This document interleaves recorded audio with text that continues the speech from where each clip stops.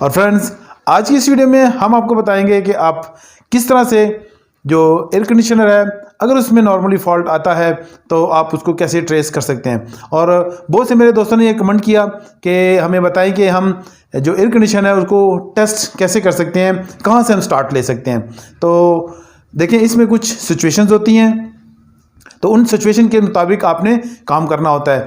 तो जैसे तो हमें तो पता है, क्योंकि हमारा तो इस फील्ड में काफ़ी एक्सपीरियंस हो चुका है, तो पता है कि कहाँ से हमने स्टार्ट लेना है। तो चलिए हम आपके साथ भी ये शेयर करते हैं कि जब एक नॉर्मली प्रॉब्लम आती है तो कहाँ से आपने उसको ट्रेस करना शुरू करना है और फिर उसको आप कैसे ढूंढ सकेंगे इस फॉल्ट को। अब यहाँ पे मैं आपको बताता हूँ कि अक्सर जो लोग ये काम करते हैं वो मैं आपको बताता हूँ, और जो मैं करता हूँ वो मैं आपको बताता हूँ। तो अक्सर क्या होता है कि अगर किसी चीज़ में फॉल्ट आता है, और अगर आउटडोर में फॉल्ट आ गया या इंडोर में फॉल्ट हो गया, तो सब ये सोचते हैं, ज़्यादातर लोग मैंने देखा है और ज़्यादातर मैंने प्रोफेशनल्स भी देखे हैं, वो बड़ा फॉल्ट ढूंढने की कोशिश करते हैं कि शायद इसमें कोई बड़ा फॉल्ट आ गया है। लेकिन मेरा तरीक़ेकार कुछ उलट है। मैं क्या करता हूँ, हमेशा उसको छोटे फॉल्ट से शुरू करता हूँ कि छोटा फॉल्ट को देखता हूँ कि शायद इसमें कोई छोटा फॉल्ट हो, क्योंकि बड़ा फॉल्ट अगर आएगा तो वो नज़र आता है, वो खुद को दिखा रहा होता है कि मैं हूँ, मैं मौजूद हूँ यहाँ पे, देख लें, मुझे ढूंढ लो, मैं यहाँ मुझे, मैं खुद ब खुद उसको, आपको देखेंगे, खोलेंगे यूनिट तो आपको नज़र आ जाएगा। लेकिन छोटा फॉल्ट आपको कभी नज़र नहीं आता, उसको आपको ढूंढना पड़ेगा।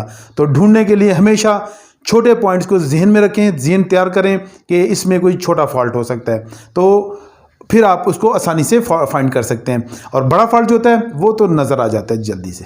अब यहाँ पे मैं आपको सबसे पहली जो सिचुएशन अक्सर होती है तो वो मैं आपको बताता हूँ।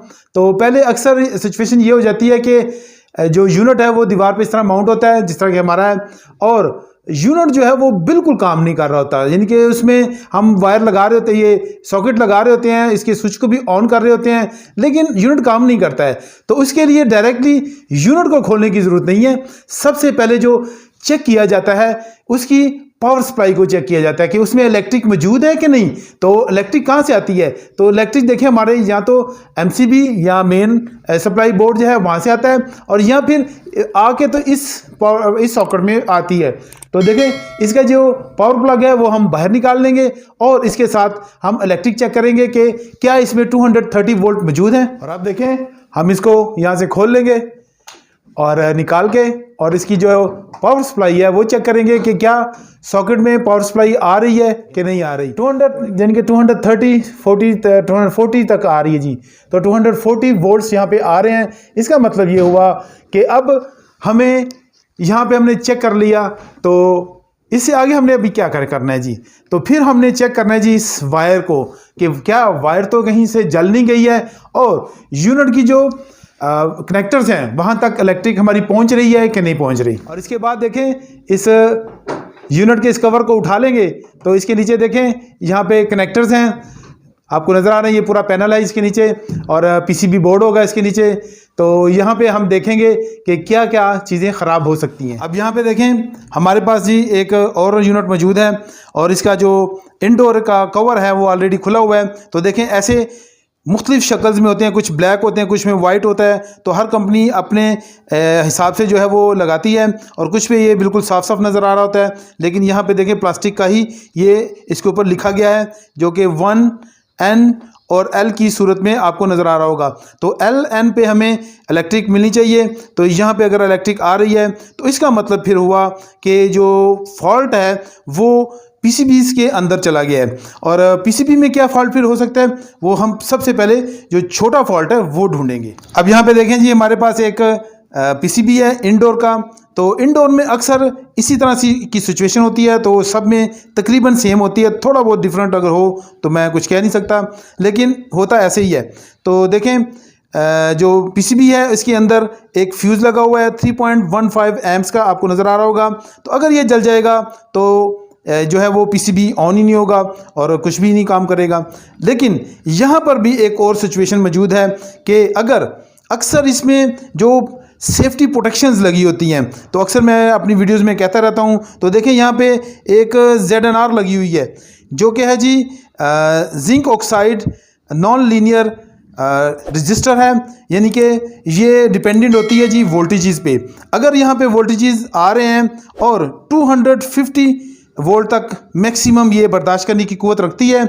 अगर इससे ज़्यादा इसमें फ्लक्चुएशन आए तो क्या होता है कि ये शॉर्ट सर्किट हो जाती है, या फिर ये अगर बहुत ज़्यादा आ गया तो ये जल भी जाती है। और ये शॉर्ट सर्किट होने से जो है वो ये जो मैटर ये फ्यूज़ है ये अक्सर उड़ जाता है। तो अक्सर ये रजिस्टर ये जो ZNR है यही सिर्फ अगर जल जाए तो फिर भी ये फ्यूज़ जलता है। तो इस तरह से चेक कर लें कि अगर इसमें ZNR ही सिर्फ जली हुई है तो फिर भी आपका काम आसानी से हो गया। और अगर फ्यूज़ और ZNR वगैरह ठीक है तो इसके बाद अगली जो सिचुएशन हो सकती है वो हो सकती है कि ये PCB ही ख़राब हो सकता है। लेकिन इसमें भी फिर जो है वो इसकी हाई साइड पे ज़्यादा मसला आता है। तो देखें मेरे पास इस वक्त ये PCB भी मौजूद ही है, और देखें यहाँ पे इसका ये आप स्विचिंग IC देख रहे होंगे। तो ये देखें इसके ऊपर से ये उड़ गया हुआ है, हाफ ऊपर से बिल्कुल ख़त्म हो चुका है। तो मेरे ख्याल से अगर मैं थोड़ा सा हाँ जी देखें जी, ये देखें जी बिल्कुल जी ये उड़ा हुआ है ऊपर से और इसका हिस्सा मौजूद नहीं है। तो इसका मतलब ये हुआ कि ये इसका स्विचिंग IC ही ख़राब हो चुका है, या इसके SMPS में मसला है। तो इसका फिर SMPS जो है वो रिपेयर करने की ज़रूरत पड़ेगी। फिर यहाँ पे मैं आपको एक और तरीका बता देता हूँ कि इलेक्ट्रिक आपने कैसे चेक करनी है। तो अगर आपके पास मल्टीमीटर मौजूद नहीं है तो फिर एक टेस्टर जो है वो आपके लिए काफ़ी है। तो आप टेस्टर के ज़रिए से भी इलेक्ट्रिक चेक कर सकते हैं। तो देखें जब मैं यहाँ पे लगाता हूँ टेस्टर को तो टेस्टर जो है वो ग्लो करता है और न्यूट्रल जो है वो ग्लो नहीं करता है। तो सिर्फ आप इसको लाइन में चेक कर सकते हैं। न्यूट्रल के लिए फिर आपको मल्टीमीटर की ज़रूरत पड़ेगी, तो फिर आपको कंफर्म होगा कि न्यूट्रल इसमें मौजूद है कि नहीं। इसके बाद जो अगली सिचुएशन आती है वो ये होती है कि अक्सर जो है वो हमारा इंडोर यूनिट जो है वो काम कर रहा होता है, लेकिन उसके बावजूद भी वो कूलिंग नहीं कर रहा होता है। लेकिन ज़्यादातर जितने भी ब्रांड्स हैं आजकल के वो सब एफिशिएंट हैं। उसमें उन्होंने देखें एरर कोड जो है वो रखा होता है। जैसा कि देखें इस यूनिट पर भी अचानक से एरर कोड आना शुरू हो गया E0 की सूरत में। तो ये मैं आपको सिर्फ समझाने के लिए ऐसा किया है ताकि समझ आ सके कि ये E0 आ गया है। तो इसका मतलब ये हुआ कि इंडोर में भी मसला हो सकता है, आउटडोर में भी मसला हो सकता है। लेकिन फिर इस E0 को समझने की ज़रूरत है कि ये E0 क्या चीज़ है। तो इसके लिए हमने बहुत सारे एरर कोड जो हैं वो ऑलरेडी अपलोड किए हुए हैं। आप हमारे चैनल पे जाके विज़िट करके तो ये सब एरर कोड्स देख सकते हैं जो कि स्पेसिफिक ब्रांड्स के मुतालिक हैं, वो भी आप चेक कर सकते हैं। तो एरर कोड के मुताबिक फिर वो आपको स्पेसिफिक जगह देखनी होगी कि ये क्या चीज़ ख़राब कह रहा है कि हम उस चीज़ को ठीक कर सकें। अब यहाँ पे इसके बाद अगली सिचुएशन जो होती है कि इंडोर तो काम कर रहा है, एरर भी दे रहा है, लेकिन कूलिंग भी नहीं आ रही। तो अगर वो एरर जो है वो आउटडोर से ताल्लुक़ रखता है तो फिर आउटडोर को चेक करने की ज़रूरत पड़ती है कि क्या आउटडोर में सप्लाई आ रही है कि नहीं आ रही है। तो इसमें भी दो सिचुएशंस हो सकती हैं, तो वो मैं आपको बता देता हूँ। अगर आपका यूनिट की सप्लाई जो है वो इंडोर टू आउटडोर है तो फिर आपको पहले इंडोर में ही चेक करना होगा। तो वो कैसे? और यहाँ पे कुछ ऐसी सिचुएशंस होती हैं कि सप्लाई जो है वो आउटडोर से जा रही होती है। देखें पहले जो मेन सप्लाई है LN यहाँ पे आएगा, इसके बाद 1 2 3 इंडोर को जाएगा। अगर इस तरह का यूनिट है तो फिर जो है आउटडोर का PCB चेक करने की ज़रूरत पड़ती है डायरेक्टली कि क्या इसमें मसला है, ये कहीं फॉल्टी तो नहीं हो चुका। तो इसी तरह से उसको फिर चेक कर लें। अब यूनिट को भी चेक करने से पहले जो ज़रूरी होती है चीज़ वो होती है जी ये वायर।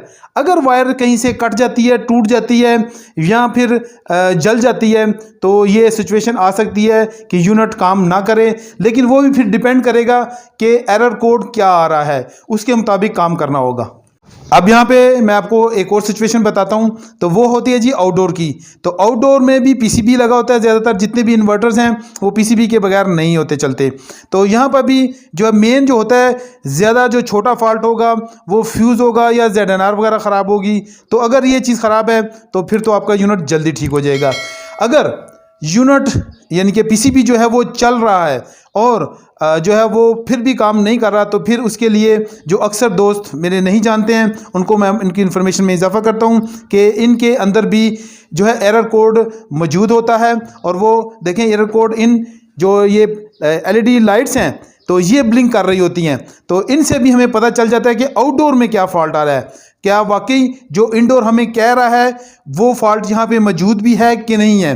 तो ये चीज़ वो फिर कंफर्म कर रहा होता है। तो इन लाइट्स को फिर गिन लें, तो उसके लिए फिर वही तरीक़ेकार कि आप वीडियोस देखेंगे हमारी और उनके ज़रिए से आपको पता चल जाएगा कि इसमें क्या फ़ॉल्ट आ रहा है।